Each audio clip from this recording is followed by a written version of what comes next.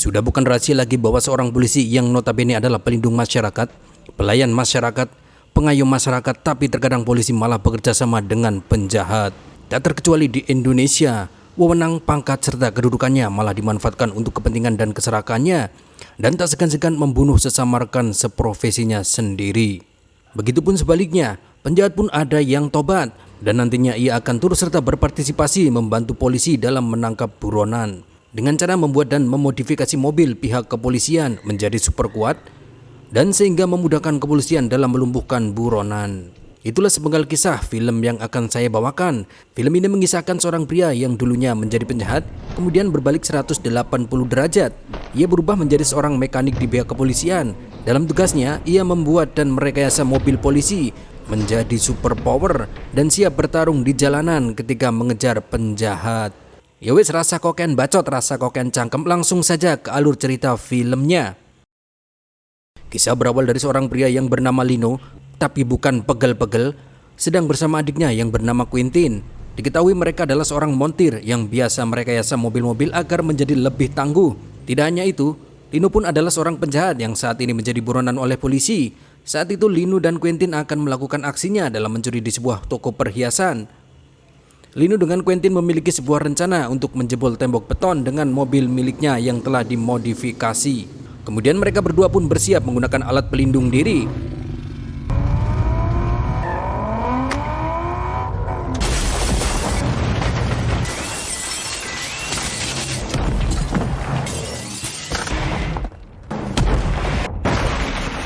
Sialnya saat itu mobil yang mereka kendarai malah tembus sampai ke ujung jalan dan membuat sebuah mimpi buruk bagi Lino. Karena sabuk pengaman miliknya tidak bisa dibuka, sehingga Lino saat itu juga ditangkap oleh pihak kepolisian. Kemudian scene memperlihatkan ada seorang wanita bernama Moss dan seorang pria bernama Saras sedang berbincang mengenai kehebatan Lino dalam membuat sebuah mobil yang dapat menembus 4 lapis dinding beton. Kemudian Saras membuat sebuah pertemuan dengan Lino. Dalam perbincangan itu ternyata Lino menjelaskan bahwa saat ini mobil milik kepolisian memiliki kelemahan, yakni gampang hancur. Tujuan dalam pertemuan tersebut, Saras mengajak Lino untuk bekerja sama menjadi seorang mekanik di kepolisian.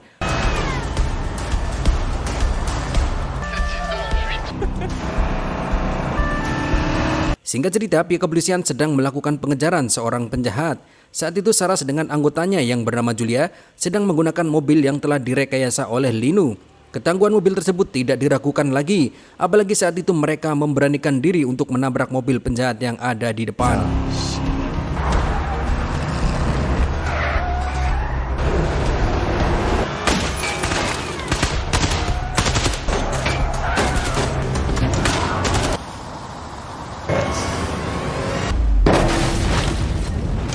Saat itu ada juga petugas polisi yang bernama Ariski dan Marco. Mereka tiba-tiba muncul di depan dan menabrak mobil penjahat itu. Mereka terlihat sangat senang karena mendapatkan temuan narkoba dari dalam mobil penjahat. Kemudian di tempat lain Lino sedang melakukan pekerjaannya dalam memperbaiki mobil polisi.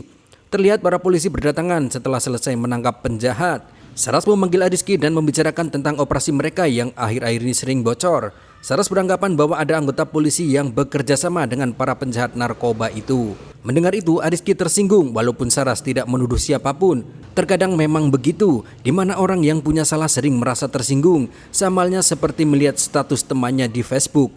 Kemudian Ariski pergi dengan mengatakan bahwa Saras tidak usah terlalu berlebihan dan bila mau silahkan bergabung saja.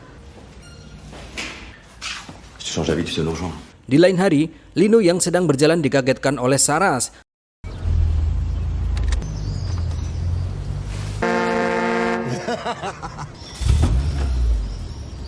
Ternyata Saras berniat mengajak Lino untuk pergi ke sebuah tempat, yang dimana tempat tersebut dipenuhi dengan banyak mobil-mobil sport keluaran terbaru. Melihat itu, Lino yang merupakan mekanik mobil merasa terpukau, jiwanya meronta-ronta. Andai saja ia bisa memiliki salah satu mobil tersebut tanpa bayar angsuran. Dan ya, di situ Saras bilang kalau Linu bebas memilih mobil mana saja yang akan ia modifikasi dan nantinya akan ia gunakan untuk membantu kepolisian. Tidak hanya itu, Saras juga memberinya rencana bebas bersyarat kepada Linu. Kemudian Saras memberikan sebuah spare part pengalir injeksi yang memiliki kekuatan yang sangat tinggi. Dan sekilas mereka pun membicarakan Quentin tentang pekerjaannya yang sangat berbahaya. Lalu mereka pun pergi ke sebuah tempat gembong narkoba. T'es sûr qu'il est là? Non. T'as 2 minutes, pas une de plus, hein. Di saat bersamaan, Saras melaporkan kepada Ariski bahwa dirinya sedang bersama Linu dalam sebuah misi. Di sisi lain, Linu yang lebih dulu masuk bertemu dengan adiknya Quentin yang sedang asik mengerjakan perbaikan mobil milik para penjahat. Akan tetapi tak lama kemudian tiba-tiba dua orang pria yang mencoba mengusir Linu. Karena Linu tak mau pergi, mereka menodongkan senjata. Beruntungnya Saras hadir dan menyelamatkan Linu. Tak lama kemudian Ariski dan Marco datang ke tempat tersebut. Lalu Saras menyuruh Ariski untuk memborgol kedua pria sebelumnya. Non, je mens, donc je regarde. Laisse prendre une gosse, ferme ta gueule. Allez, démarrez là! Tu sais dans quelle merde on est là? Démarrez putain! Anehnya, di saat Saras dan Linu akan pergi, tiba-tiba Rizky malah menembak Saras hingga tewas. Linu yang kaget melihat Rizky melakukan penembakan, bergegas untuk kabur dari tempat tersebut. Linu saat itu berhasil kabur dan menuju ke sebuah supermarket untuk melakukan kontak dengan polisi yang lainnya. Sialnya, di sana malah ada petugas polisi yang lain yang membuat Linu ditangkap. Di tempat sebelumnya, Rizky menyuruh dua pria tersebut membakar mobil milik Saras untuk menghilangkan jejak. Melihat hal tersebut, disinyalir Rizky memiliki hubungan dengan dua penjahat tersebut. Linu yang tertangkap saat itu langsung dibawa ke kantor polisi untuk dilakukan pemeriksaan lebih lanjut. Ternyata pria yang akan menginterogasinya adalah Rizky sendiri. Rizky menyuruh Linu tutup mulut dan membuat skenario bahwa dirinya lah yang telah membunuh Saras. Bahkan saat itu Rizky mematikan CCTV agar rencananya tidak terbongkar. Mendengar perkataan dari Rizky, Linu hanya terdiam tanpa melakukan gerakan apapun. Di luar, Rizky pura-pura menanyakan keberadaan Saras pada rekan polisi yang lain dan kemudian pergi dari ruang interogasi. Hal ini menjadi kesempatan bagi Linu untuk berusaha kabur dari sana. Ia pun mencoba berbagai alat untuk melepaskan borgol dari meja. Sang penjaga yang melihat hal tersebut tertawa dan menganggap itu konyol.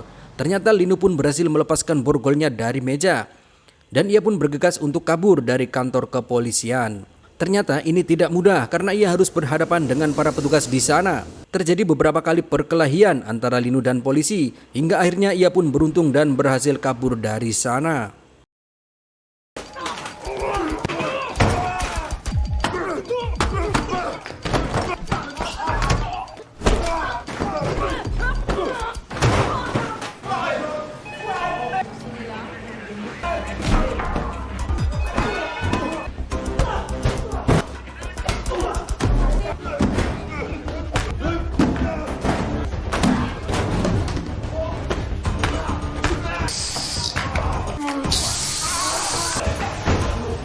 Di tempat lain, Mos mendatangi TKP di mana Saras dan mobilnya ditemukan. Sungguh mengenaskan, Saras dibakar bersama dengan mobilnya. Rizky terus berakting di depan Mos dengan mengatakan Linu sangat kejam karena telah menembak Saras seperti anjing. Julia sangat merasa terpukul melihat rekannya terbunuh. Kemudian Linu menemui Julia. Ia mencoba menjelaskan kalau ia tidak membunuh Saras, tapi ia dijebak Rizky. Akan tetapi Julia tidak percaya dengan apa yang dikatakan Linu. Bahkan Julia langsung menyerang Linu. Linu yang tidak tega pun hanya menahan Julia. Kemudian Linu menyadari bahwa mobil yang terbakar berbeda dengan mobil milik Saras. Tak lama Mos dan Rizky tiba di lokasi. Rizky mencoba untuk menenangkannya. Julia menceritakan bahwa Linu menyebutkan Rizky adalah pelaku pembunuhan Saras. Dengan santainya Rizky hanya menanggapi hal tersebut dengan mengatakan bahwa Linu sedang mencoba membuat skenario yang tidak benar. Di tempat lain, Linu ternyata sedang berusaha mengendap-endap untuk masuk ke tempat TKP sebelumnya. Ia melihat dua penjahat sedang bersiap untuk meninggalkan tempat tersebut. Kemudian Linu pun saat itu sempat berhasil mendapatkan senjata laras panjang milik mereka. Akan tetapi tak berlangsung lama ia malah ketahuan dan membuat Linu tertangkap oleh mereka. Di kantor polisi, Rizky mencoba memprotes Mos yang melakukan kebijakan secara sepihak. Dan Rizky mengatakan bahwa dirinya akan segera menemukan di mana Linu berada. Dan berpesan kepada Mos agar jangan terlalu percaya pada Julia karena ia dulunya mantan Linu.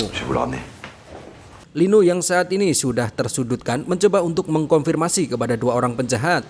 Mengenai mengapa mobil milik Saras disembunyikan, Linu memiliki spekulasi bahwa hal itu dilakukan untuk menyembunyikan pecahan peluru milik Ariski agar tidak diketahui oleh pihak kepolisian.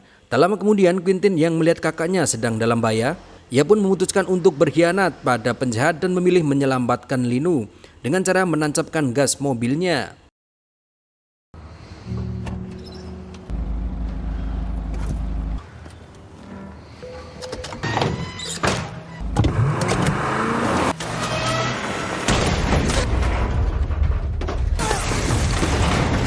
Usaha yang dilakukan oleh Quintin pun berhasil dan membuat mereka akhirnya melakukan pelarian. Di mobil, Quintin menyarankan untuk membawa uang serta narkoba yang disembunyikan oleh komplotan Ariski. Akan tetapi, Linu tak setuju dan akan membawa Quintin ke kantor polisi karena saat ini Linu sudah berubah tidak seperti dahulu. Mendengar hal itu, Quintin memberikan fakta lainnya yang menyebutkan bahwa orang yang telah menyembunyikan mobil milik Saras adalah dirinya. Linu pun sempat kaget dan ini bisa menjadi kesempatan baginya untuk membuktikan pada polisi. Di markas penjahat, Rizky dan Marco merasa kecewa karena malah menemukan dua penjahat, bukan menemukan Linu. Bahkan saat itu Rizky langsung mengeksekusi salah satu dari mereka. Saat salah satu penjahat akan kabur, Marco menghajarnya dan mendapatkan sebuah informasi mengenai lokasi di mana mobil milik Saras disembunyikan.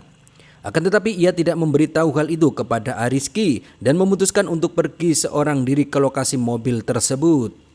Julia, Lino avait raison. C'est pas la voie.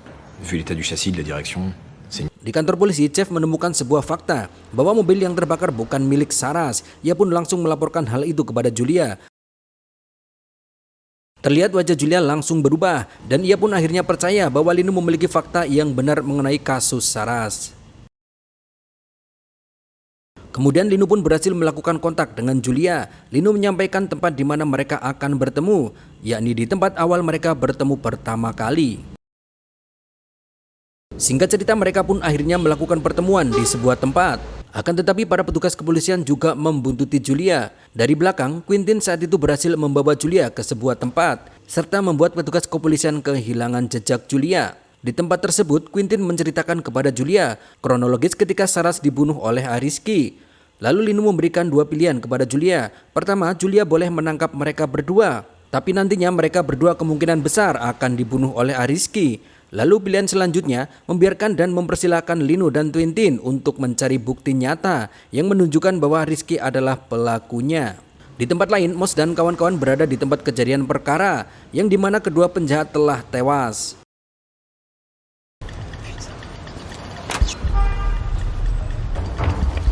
Tu me trouves cette putain de voiture.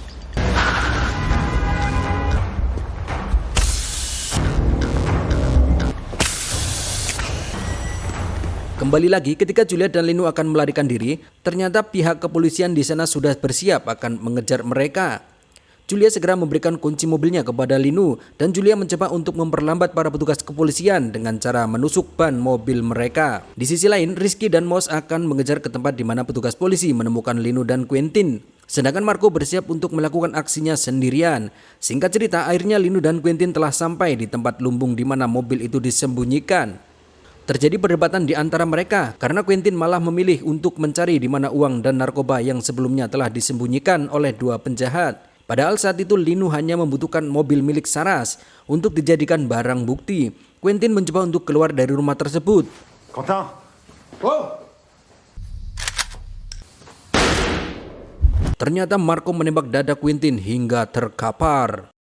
Dan ya, pertarungan tidak dapat dihindari oleh Linu dan Marco. Dan pada akhirnya pertarungan tersebut dimenangkan oleh Linu. Quintin yang sudah sakaratul maut mencoba untuk merayap ke sebuah tempat. Ketika Linu keluar, ternyata di sana Quintin telah tewas sambil memegang sebuah rantai yang mengarah ke timbunan jerami di mana mobil Saras disembunyikan. Linu berhasil menemukan mobil yang dia cari, tapi dia tetap merasakan kesedihan yang luar biasa karena mendapati bahwa adiknya telah tewas. Di tempat lain, Julia sudah tertangkap, hanya terdiam ketika didatangi oleh Ariski. Setelah itu, Linu yang berhasil menemukan barang bukti memutuskan untuk membawa barang bukti tersebut ke markas polisi. Sebelum itu, Linu mencoba untuk menghubungi ponsel milik Julia. Ternyata ponsel itu telah dipegang oleh Ariski, sehingga mereka membicarakan beberapa informasi. Salah satunya bahwa Marco telah ia sekap, dan Linu memberitahu kepada Rizky bahwa dirinya telah berhasil menemukan mobil milik Saras. Rizky yang panik langsung bergegas pergi dengan membawa mobil yang telah dimodifikasi Linu sebelumnya dan menyuruh para petugas kepolisian untuk mengejar dan menahan Linu. Di bengkel lamanya, Linu mulai mempersiapkan mobil Saras agar dapat bertarung di jalanan.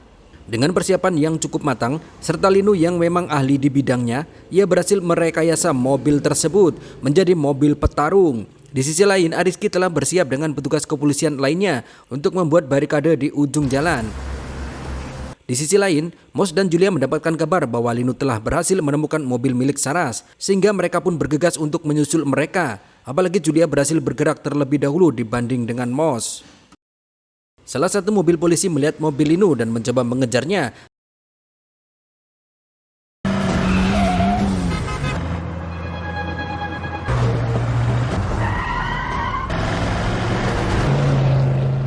Akan tetapi mereka kehilangan jejak. Ternyata Linu muncul di belakang mereka.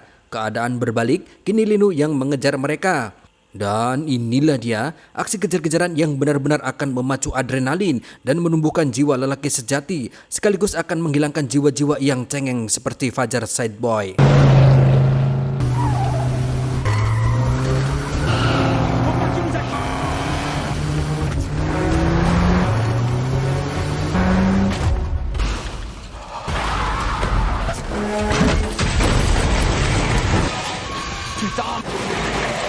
Linu berhasil membuang roda belakang dari mobil polisi tersebut dan kemudian menjadikan mobil itu sebagai tameng untuk menembus barikade polisi.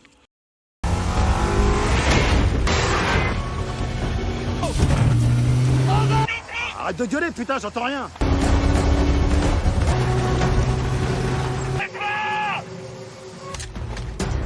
Tirez.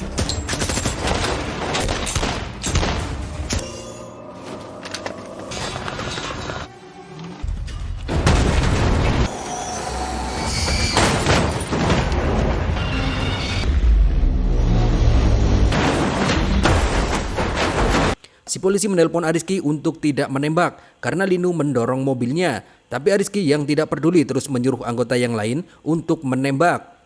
Dan Linu pun berhasil menembus barikade polisi dan terus melaju menuju ke markas polisi. Di jalan, Linu terus menggeber mobilnya. Rizky terus mengejarnya.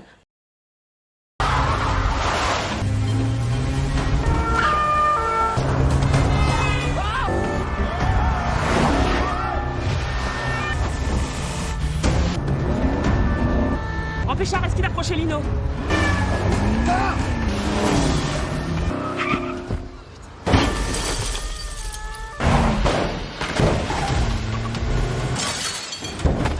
Dan Rizky yang menggunakan mobil super kuat buatan Linu terus menabrak mobil-mobil yang ada di depan yang menghalanginya. Julia pun berhasil menemukan lokasi mereka dan segera menyusulnya.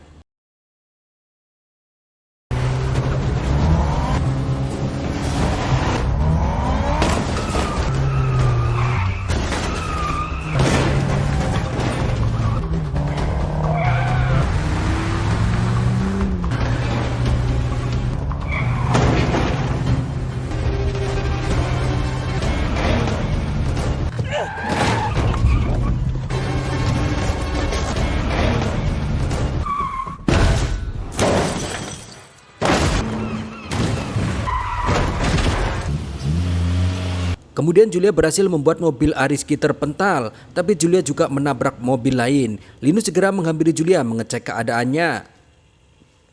Rizky yang sudah terluka mencoba merangkak dan melemparkan bom ke mobil Saras.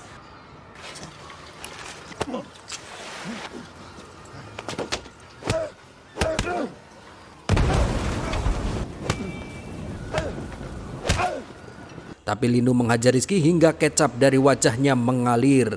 Kemudian Linu nekat membawa mobil yang sudah terbakar itu ke markas polisi.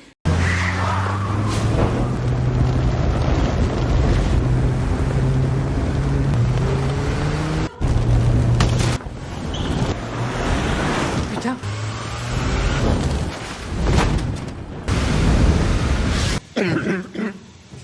Hingga akhirnya mobil itu menabrak tembok dan Linu terpental keluar menembus kaca mobil. Jeff dan Mos segera memadamkan api di mobil itu. Kemudian pihak kepolisian melakukan kembali olah TKP. Di mobil Saras, mereka menemukan peluru milik Rizky yang menempel di dalam mobil Saras tersebut. Sedangkan di tempat lain, Rizky yang dalam keadaan luka menuju ke rumahnya. dan membawa beberapa pakaian untuk dia gunakan dalam pelariannya. Dan markas polisi saat ini dipegang oleh Moss dan ia meminta Lino kembali bekerja sama bersama Julia.